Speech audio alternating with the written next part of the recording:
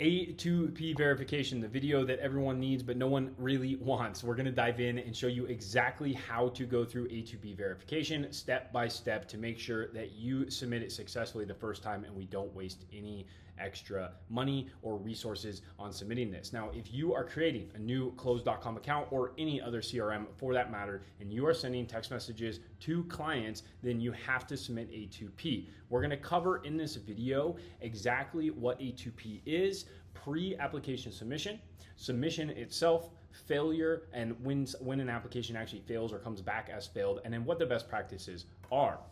Now, understanding what A2P 10 DLC is really important because this has to do with 10-digit phone numbers that we are sending text messages from a business to a consumer, okay? So it's application to person, and it has to do, again, with the 10-digit phone number, not your short code phone numbers. Now, the purpose of A2P is really just to make sure that we are staying compliant with the carriers and we're not spamming our customers.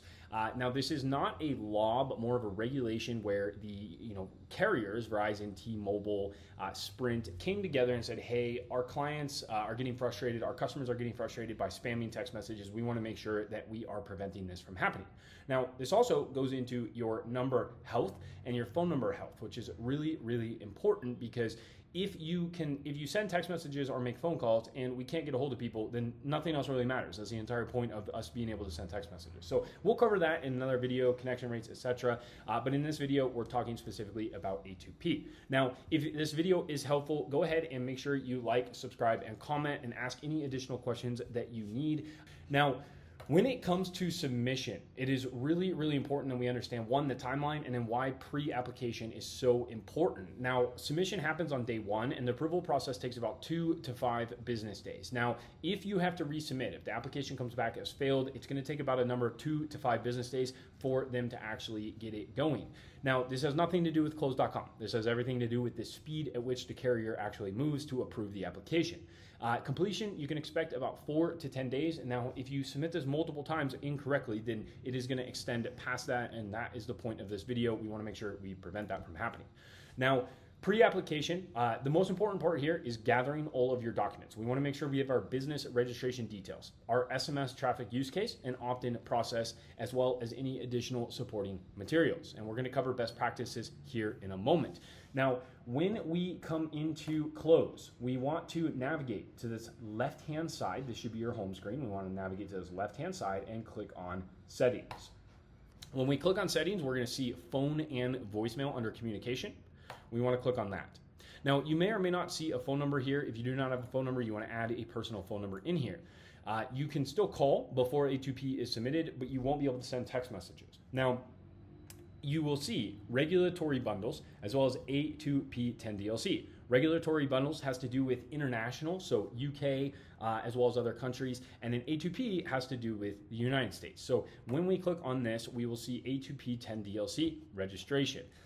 There are some fees associated with this, so keep that in mind. They are pretty nominal when you are running a business, but we want to click on the register button right here. Now, when we click on this register button, it's going to take a moment to load, and then it's going to pull up an Airtable form. So we can see here A2P 10 DLC business registration form. Now, once this is open, I highly recommend clicking on this link right here, which is going to open up another tab. Now, 10 DLC is going to show you exactly how to submit this. And I cannot reiterate the importance of doing this correctly the first time. It is you're going to spend so much more time resubmitting than you would just doing it right in the first place. So again, outlines the registration fees, but what we're more interested in is the business details. So we need to make sure that we gather all of these details before submitting.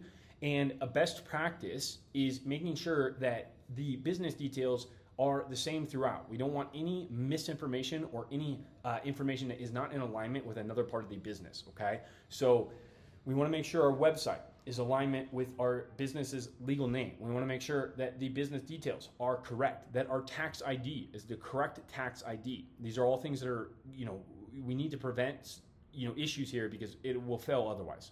So make sure that you take the time to gather the correct documents.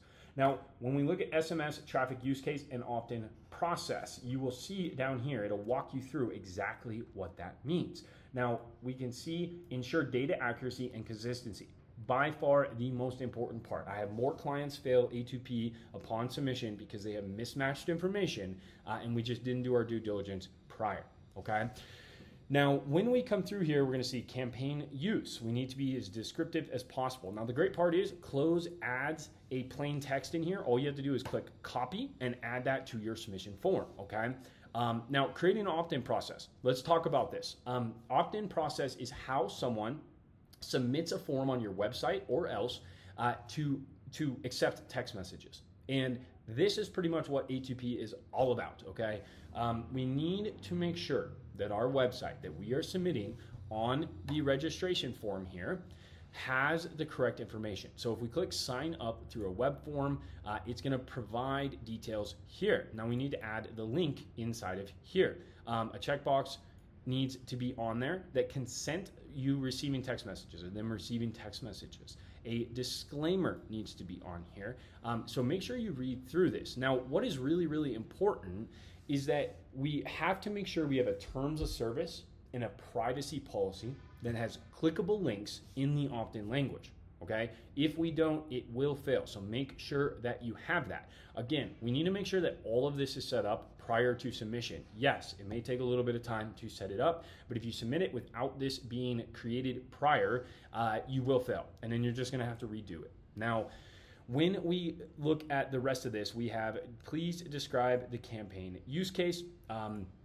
And we want to make sure that it's at least a full sentence or it will be automatically rejected. Simple SMS is whatever text message. Now, I usually recommend we just copy this, we put this in here, and then we edit the information for your company.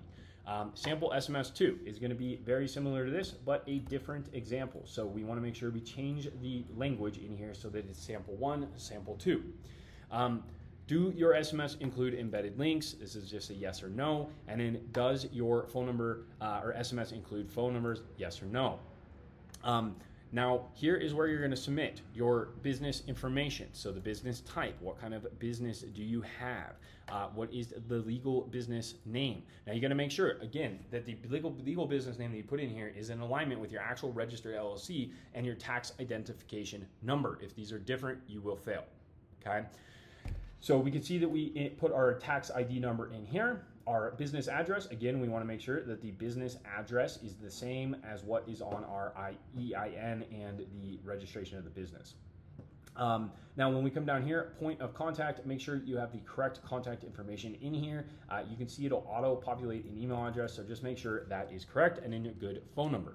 This email address is where the rejection will come or the approval will come, so make sure that, again, it is correct. Now, when we're talking about an acceptable opt-in process, you want to make sure that we are reading through each piece of this. If they sign up through a web form, here are your details. If they sign up through a booking link, here are the details. And then the consent message must include. These are all things you want to read through and make sure you craft. Now, what happens after registration? We're going to come back to this presentation over here, and once we actually submit, the next part is handling failed applications. So when a failed application happens, if it does happen, you are going to receive an email back. When you get that email, I usually recommend replying to the email and asking for as much information as possible about the reason for failure to make sure that we are not having to resubmit this 4 or 5, 6 times.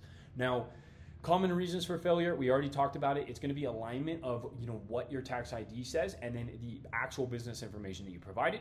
It's going to be a lack of a terms of service or privacy policy link in your opt-in language. It's going to be a lack of an actual checkbox that they can check to receive or consent to text messages, etc. Okay.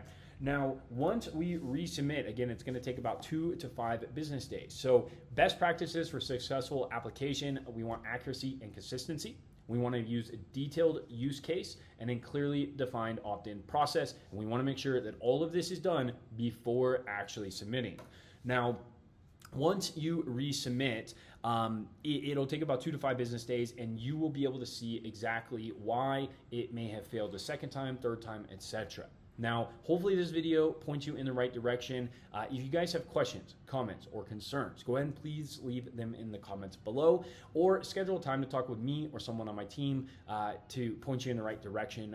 Close.com also has some amazing resources. Their team is there to support you, so make sure you reply to the email and ask whatever questions you need so that you don't have to submit this multiple times. Thank you for watching today, guys. Again, Jordan here from the Rev Pilot team.